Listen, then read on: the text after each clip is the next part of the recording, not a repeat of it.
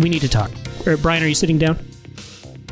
No, I don't sit down for these recordings. Not during our No Pants podcasts. I do them while handstanding against the wall. Actually, that's how I find I get the best blood flow to my brain so that I can really come up with just the best content to share with you guys. Okay. Well, Brian, can I have you sit down for a second? Thank you for joining us, by the way. You know Harold, presumably? Hi. No, I've never met this man in my life. We really haven't. We've never actually met. This is true. Yeah. All right, I'm sitting now. Okay, let me hold on. Let my assistant in. Yeah, please. That's going to be 3 cups of coffee. Yeah, sugar for me. Don't spit in Brian's. Okay, thank you. All right. Now, wait. All right. Oh well, actually, you got come back in, assistant. Brian does want some spit in his. Damn, Alex, your assistant is so hot. Harold, you can't. That's an immediate HR violation. What? I can't hit on his imaginary assistant. He can have an imaginary assistant. And I can't hit on them. Come on. We're painting a mind palace image for the viewers. Yeah. This is awkward because your assistant in my mind palace is your brother, but whatever. That's I was imagining us in a high-rise office in suits, smoking cigarettes and and your brother comes in a French maid outfit and he serves us coffee.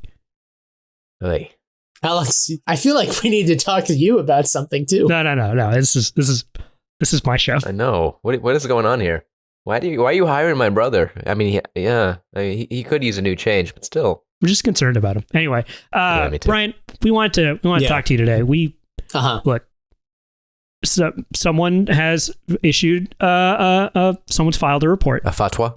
It's you. You filed the report, Alex. I saw the report. Yeah. I saw the report on your desk before you came in. I got here first because Harold's brother let me in the French maid outfit, and I was looking at your desk wondering what this was all about, and I saw the report, and I saw your name stamped at the bottom of it. You don't even sign anymore. That's right. You just have a rubber stamp of my block letter signature. Brian, we need to talk about your deep cuts.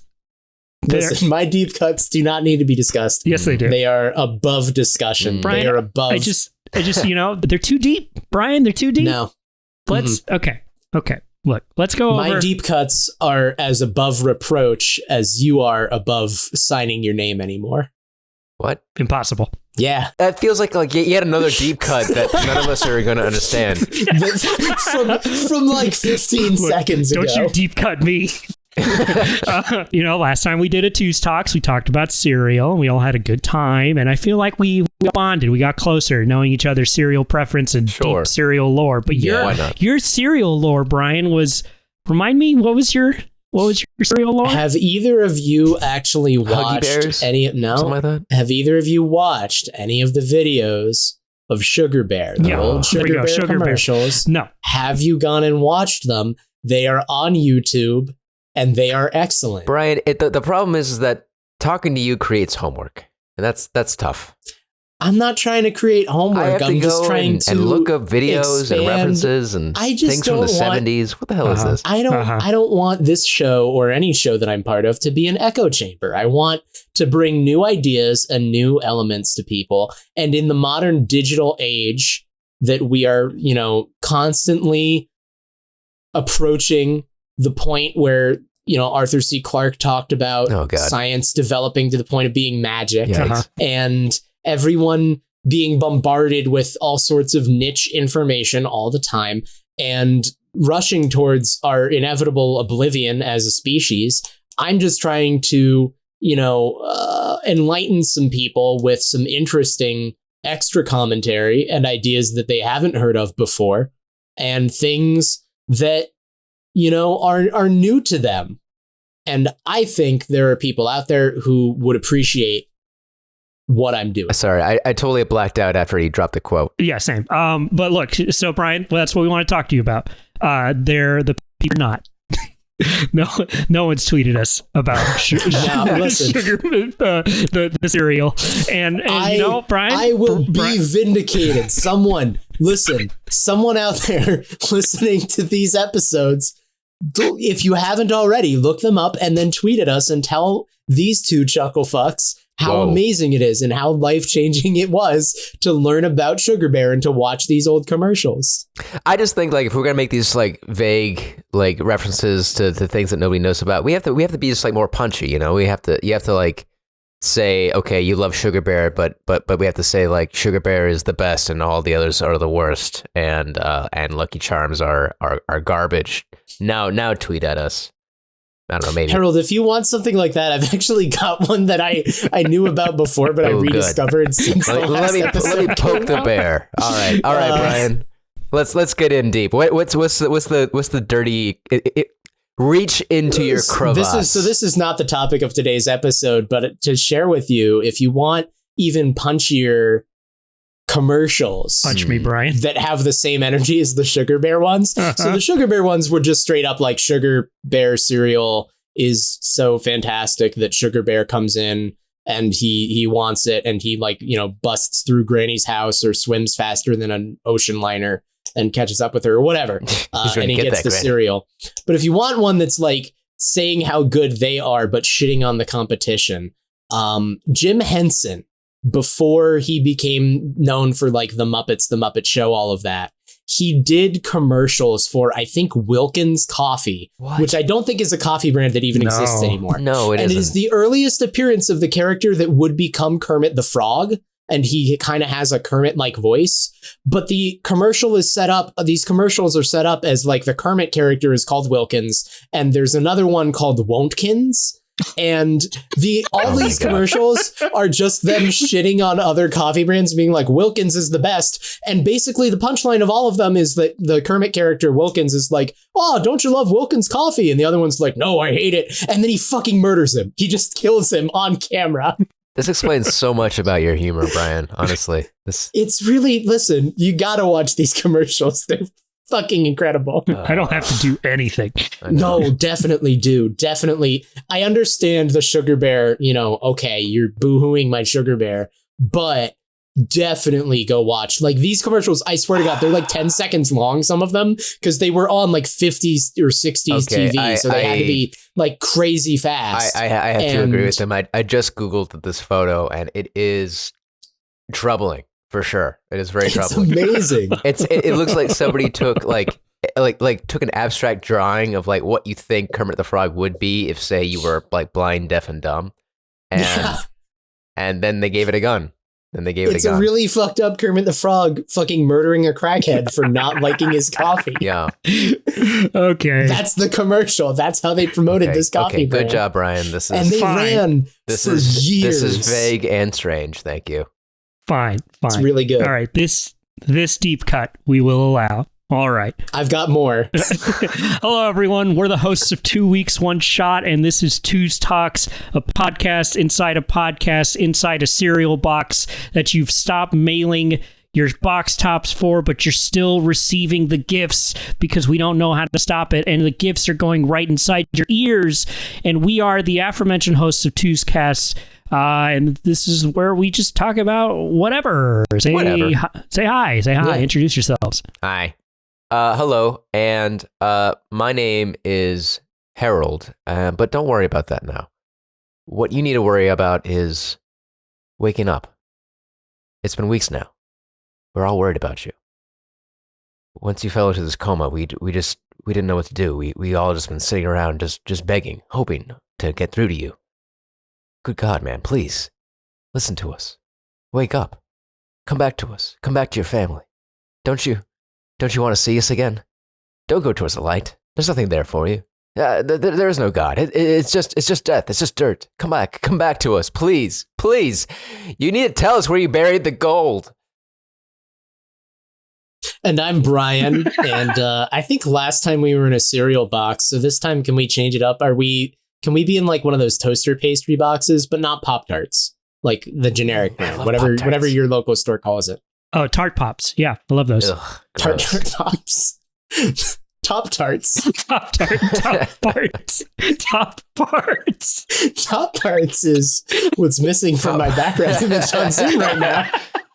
It is a No Pants podcast for sure. No. Anyway. I'm Alex. I don't really have a bit this time.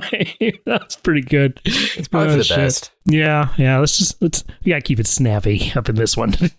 Alex, your bit was the intro where you were claiming that we were in this luxury high-rise office building with boys in French maid outfits and coffee and an intervention for me to stop me from doing a deep cut. But that was a bit because we're doing more deep cuts today, baby. It's been almost 15 minutes, guys. I think this whole episode is just us doing opening bits. So let's just keep it going. Yeah, real quick, just a correction. It was not boys in French maid outfits. It was Harold's brother. Okay. All right. One full grown man in a French maid outfit. Hi, Nathan. He was a man. He was a full grown man. Hi, Nathan doesn't listen to anything I do, so it's all right. All right, what are we talking about today, Brian? Tell me, please. So I know that a lot of my deep cuts I've presented as things that like other people should have experienced. I don't know that I'd say I've prevented them as I don't think I've presented any of them as like this is like a universal experience, right? It's just like this is some weird shit that I know about or I stumbled across because I go on the internet and I plumb the depths so that you guys don't have to. Somebody stop this man from plumbing. So what I want to do today is to switch it up a little bit. Not in that I'm not giving any deep cuts because I am, but I want to give deep cuts from another source of my life, which is my childhood and something that may or may not be, I doubt it's a universal experience, but I'm sure it's something that other people have experienced at some point in their lives, which is when I was growing up, I lived in one part of the country and my dad's family lived there. And then my mother's family lived in another part of the country. And we would visit them pretty much every summer and then one of the holidays during fall or winter. And I think partially because of that, my grandmother on my mother's side would buy DVDs of kids' movies, but like not the ones that you know about. So like I did grow up seeing like Disney movies and things like that, and she did have some of those, but she would buy like the movies that you see on a random shelf in the grocery store or like the like bargain bin end cap at Walmart or something of like, hey, like here's some movies that are fun for the family, and they're like direct to DVD. They're by a production company you've never heard of. They star actors who don't exist. Hey.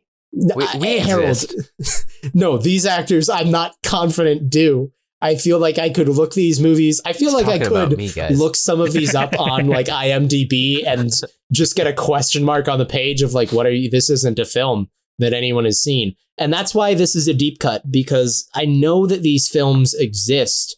I have them. They are in the house where I am recording this right now. They exist. This is the episode where we turn into Red Letter Media. They are very much ones best of the worst. These are not the best of the worst. These are some pretty bad movies.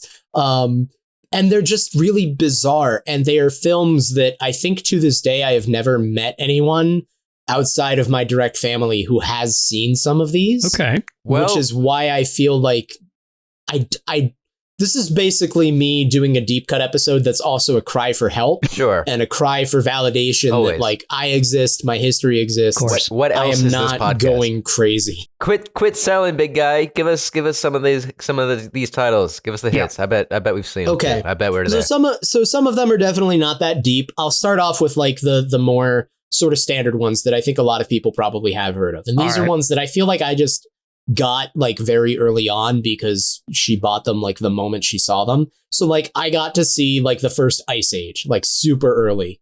Well before Ice Age like blew up into a meme.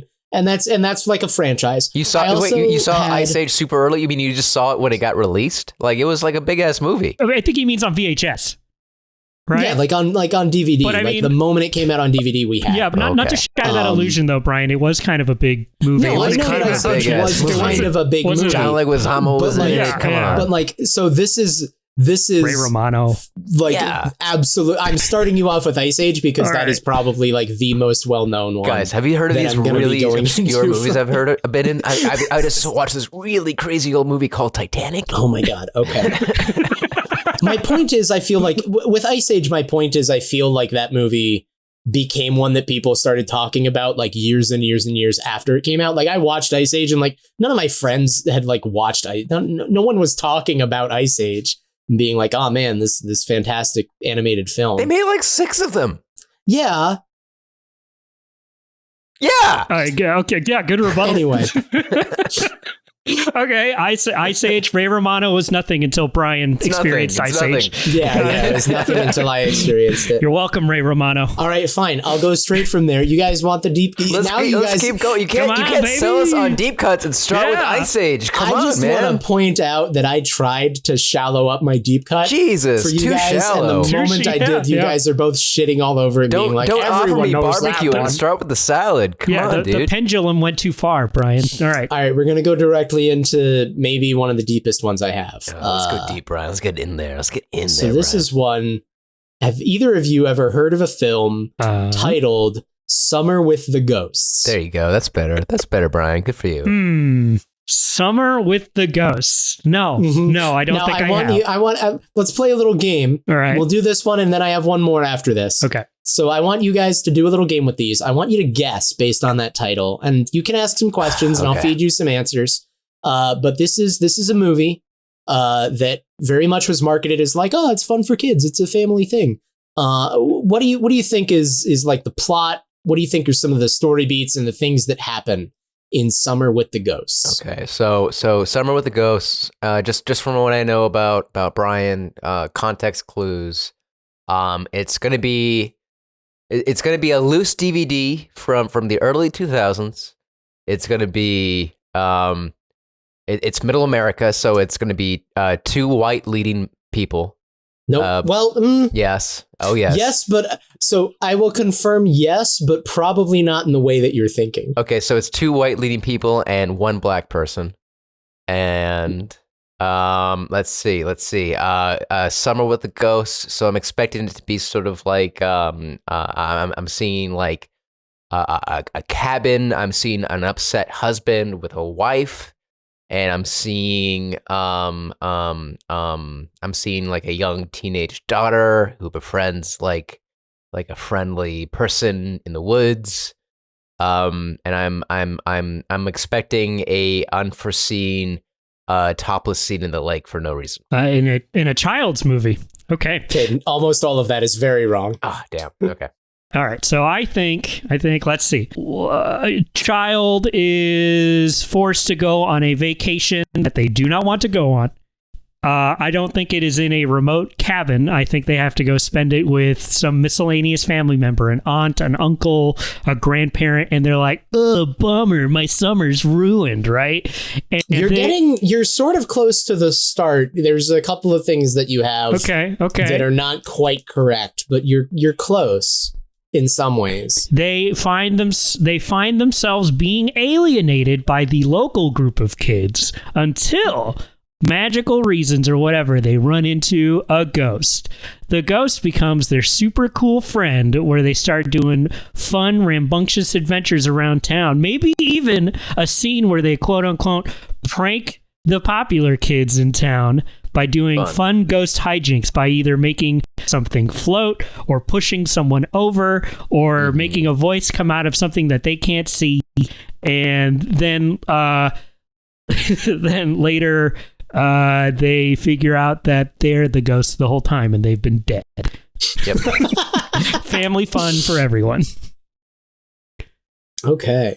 So like I said... And then Harold's brother comes out in a French maid outfit doing flips right at the end after credits. So disturbing, Alex. So disturbing. I don't think he can flip. I really don't think that's something that he can physically do. I have faith in you, Nathan. I think you can flip. Like I said, you got some of the beginning there correct. All right. So one key element that I don't think either of you have quite landed on is that this is a film for children. So the main character is herself a child. It is a girl of indeterminate age. I would guess around 9 or 10. I also have to admit it's been a while since I watched this movie for many, many reasons. So I don't remember everything super precisely. But the storyline of Summer with the Ghosts is that first off, it's an Austrian film. What? It is in English, but it was made in Austria. Oh, okay. And because of that, the plot line is that this girl and her father, who is a filmmaker, either a director or producer, something related to that, they go to a castle in Austria where he is filming a movie. Good for him. And they're making their movie in Austria, but strange things start happening on the movie set. There are like accidents with the production and, things happening. And so this girl, I don't remember the girl's name, but she makes friends with a local boy named Jakob. I see it here. I'm on the Jakob. IMDb page. With a J and a K. Yeah, she makes friends with Jakob. Who's, I say it like that because I'm pretty sure that's how exclusively it is said in the movie, like Jakob. She makes friends with Jakob, who I don't remember if it's ever really explained why, but like he knows about ghosts and he's like, yeah, there are ghosts in the castle. I think it's something to do with his grandmother knows about them or something. Basically the rest of the movie is like them interacting with and befriending the ghosts. I don't remember if there's any real conflict in this film after the point where they determine like, it's ghosts causing the problems. And then she's like, hey, ghosts, could you not? My dad is making a movie. It's his job. And they're like, oh, yeah, cool. Because they're friendly ghosts. I'm pretty sure I was joking before about like I was essentially like giving you the plot of the Casper. This does sound again like the plot of Casper. Like it's a little bit the plot of a few other movies. There's a lot of really weird story beats and like random moments from it, though. Like I remember, like there's nun ghosts at one point who are doing something. I'm pretty sure at one point they're like caught out in the rain for some reason. I think there are like bully other kids in town and some interaction with them, but I don't remember. There's a lot of just really weird, bizarre little things in this movie. And the whole thing has this very early 2000s poorly made low budget film veneer over it. I was going to say Casper was from really good. Casper was from 1995 and this was 2003, but you could like flip that around and I would believe it because the quality of this movie is low. Are you like looking it up? Yeah, I'm looking it on IMDb. You're seeing the tagline is "Don't expect a warm welcome." Don't expect a good movie. Definitely do, because the ghosts are I don't remember any of the ghosts actually being antagonistic. Like at best, they are mischievous, and then the girl is like, "Knock it off! Leave! You need to leave the movie alone." That's it. We're making the movie. And then the ghosts are like, oh, we didn't know. And then they like disappear. Oh, it's very, I don't remember. I didn't know for sure. Like I just looked it up and that's how I knew that this movie was like Austrian made. I don't remember a lot of Austrian accents, especially among the ghosts, but that could be me misremembering because it's been a while, but it's very strange. It's very strange indeed. Well, that's all the time we have today for. No, hold on. I got one more. We got time for one more. So that's one that was from my childhood years, and I do not recommend anyone watch. One that I very much recommend if you want just a really bizarre experience. And I don't know for sure if I'll get the title of this quite correct, but it's very close to Pirates of the Great Salt Lake. This is man. And have either of you heard of this or would like to venture a guess as to what this one is about? Pirates of the Great Salt Lake. Holy shit. Okay. Is this another? Sounds so Michigan. Let me ask one clarifying question. I am not from the Midwest, Harold. You're from one of those Midwest states, like I'm not from the Midwest. Indiana, what's your address again, Brian? Or Idaho or Iowa, we'll get you to say it one day. Yeah. Funnily enough, I just looked it up on my phone. This movie has the same rating on IMDb as Summer with the Ghosts. So according to IMDb, these are equally valuable. Is this another family-friendly summer movie? So, not that the other one was a summer movie, but it was, despite it having the name Summer. I feel like it was maybe pitched kind of that way, and that my grandmother thought it was that way. It's like not it does not, from my memory of watching it, and I watched this I think a little more recently. I don't know that I would necessarily classify it as like, this is a fun movie for the kids. Okay. It's mostly really weird. The Pirates of Salt Lake. Pirates of the Great Salt Lake. Pirates of the Great Salt Lake. I think I'll give you So this. great. The Great Salt Lake is referring to like Salt Lake in Utah. Okay, I think this is I think a band of rambunctious teenagers take to the Great Salt Lake to have some wild summer adventures until they all find out that they're dead. And and then Harold's brother shows up and Yeah, I was gonna saw say The Sixth Sense one time and that's was like, every movie needs to be this, except it didn't have enough French made. That's my first precisely one. Every time some movie comes out, that's my first question. What's the twist? Is everyone dead at the end? And when does Nathan come out? Yeah.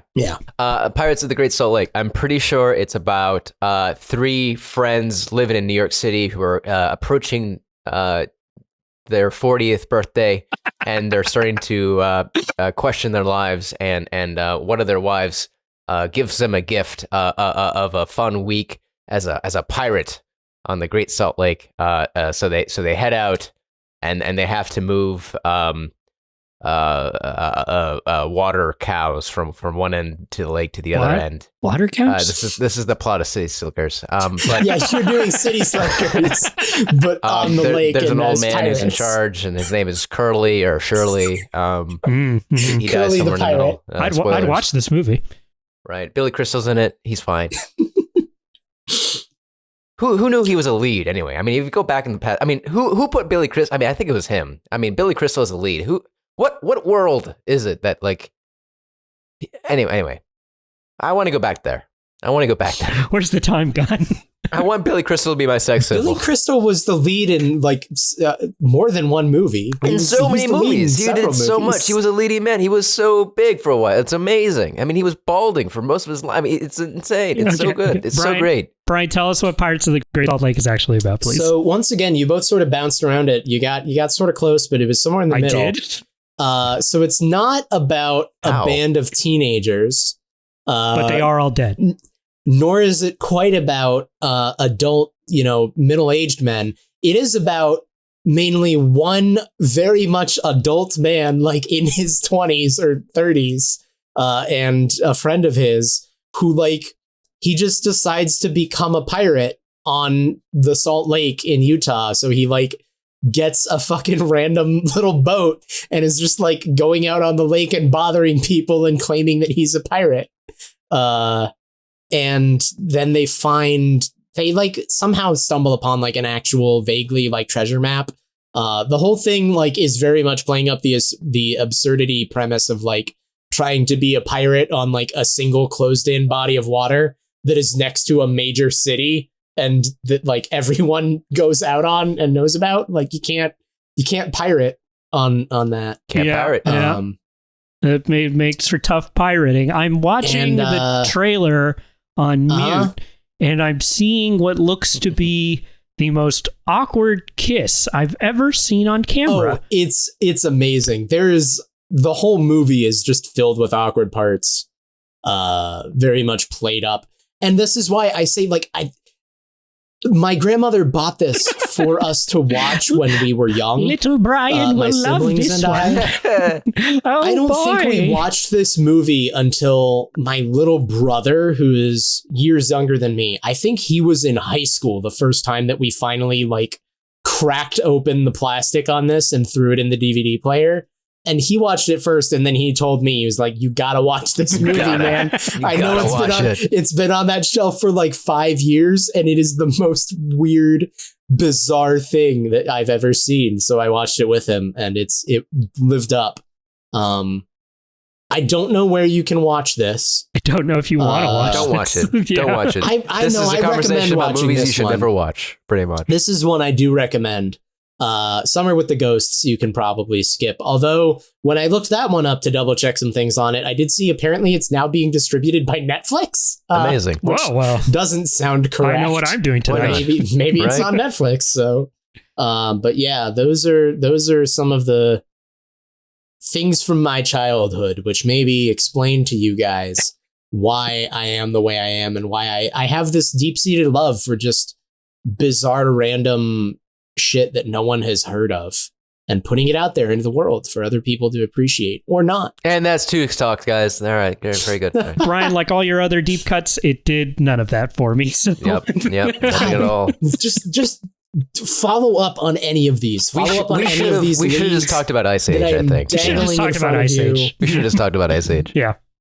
Ray Romano is just so delightful. Ray Romano is a mammoth. And Dennis Leary is a saber-toothed tiger who doesn't want to kill the baby, even though the baby deserves to die.